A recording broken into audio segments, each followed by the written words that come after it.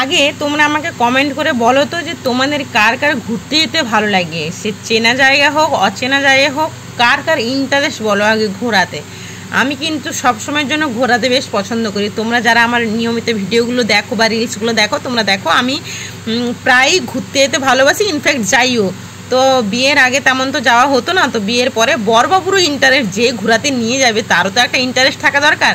তো বরবাবু আর বরবাবুর বন্ধুরা মিলে সবাই বেরিয়ে পেলাম সেই আমাদের পরিচিত একটা দারুণ একটা শান্তির জায়গা, যেখানে সমুদ্র সমুদ্র সমুদ্র জল, সেটা হচ্ছে দীঘা। তোমাদের কারোরা জানতে বাকিনি।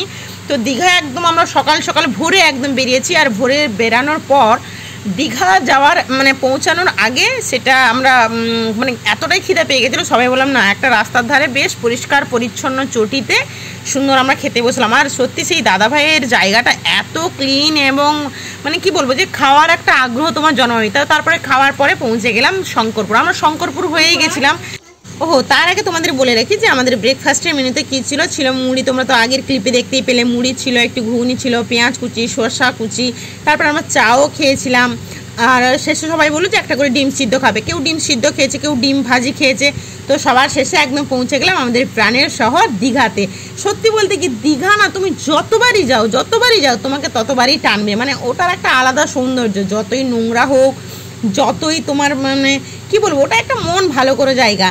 আর ট্রেন্ডিং চলছে, ট্রেন্ডিংয়ে রিলস বেরাচ্ছে, তো সেইখানে গিয়ে রিলস বানাবো না এমন একটা স্পটে, তা তো হতেই পারে না। তোমরা জানো যে আমি রিলস বানাতে কতটা পছন্দ করি। ইনফ্যাক্ট একটা ভালো প্লেস, ভালো ব্যাকগ্রাউন্ড পেলে তো আর কিছু বলার অপেক্ষাই রাখে না। তো বরফির জন্য একটা বাবলস কিনে দিলাম, যেটা উড়াবো। আমরা সমুদ্র সৈকতে ভেবেছিলাম যে উড়াবো, কিন্তু উড়িয়েছি। তোমাদেরকে এটা দেখাতে পারি, কারণ আমরা সমুদ্রে তেমন মোবাইল কেউই নিয়ে যায়নি, শুধু আমি নিয়েছিলাম। তো কিছুগুলো ফটো তুলে আবার ফেরত দিয়ে দিয়েছি ফোনটাতে।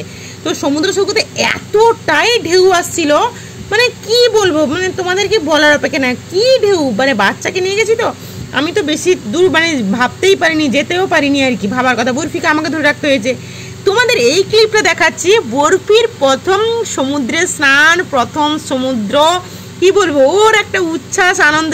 এই জন্যই আমি জাস্ট ফোনটা নিয়ে গেছিলাম, যে বরফির প্রথম সমুদ্রে পা দেওয়া, সমুদ্রের জলে তার অভিজ্ঞতাটা কীরকম, তার কেমন লাগছে, সেই জন্য আমি ফোনটা নিয়ে গেছিলাম। আর দেখো এইটা ও বড় হলে দেখবে, ও আনন্দ পাবে ওর মতো করে, এই জন্যই। আর তার বাবা আর তার সুমন্ত আঙ্কেল তাকে বেশ ধরে ধরে নিয়ে গেছিলো, আমি ক্লিপটা নিয়েছিলাম। আর সমুদ্র সৈকতে এসেও আমি উদ্দাম পুরো মাতাল হয়ে গেছি। আমি ভাবতেই পারিনি, প্রায় বিয়ের পর যখন হানিমুনে গেছিলাম তখনই এই মানে সমুদ্রে স্নানটা করেছিলাম। তারপর তো করোনা গেল, আমার বেবি হলো, তারপর স্কুল ছিল, তারপর বেবি হওয়ার পর যে শখ আহ্লাদ কতটাই চলে যায় সে তো তোমরা যারা মা হচ্ছে তারা জানো। হ্যাঁ, আমি একমাত্র মনে হয় মেয়ে যে বাচ্চা সামলাচ্ছি, ঘর সামলাচ্ছি, সব কিছু ওটা সামলাচ্ছি, আবার সাজুগুজুও করছি।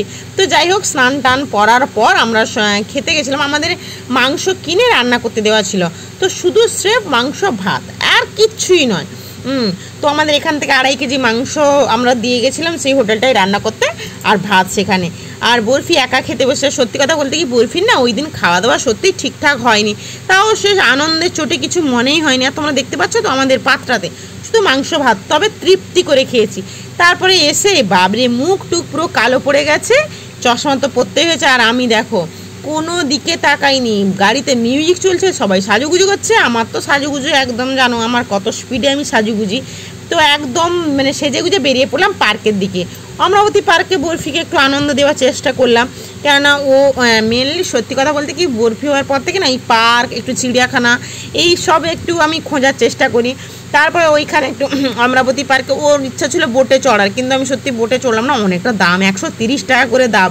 সত্যি কথা বলতে কি ওই টাকায় এত টাকা ইনভেস্ট করে মানে বোটে চড়ার মতো আমার ইচ্ছে ছিল না। বরফি তখন বড় হোক, না হলে ওকে চড়াবো, ওর তো তেমন মনে থাকবে না। 130 মানে 260 অলরেডি চলে যাবে, তার থেকে না চড়াই ভালো।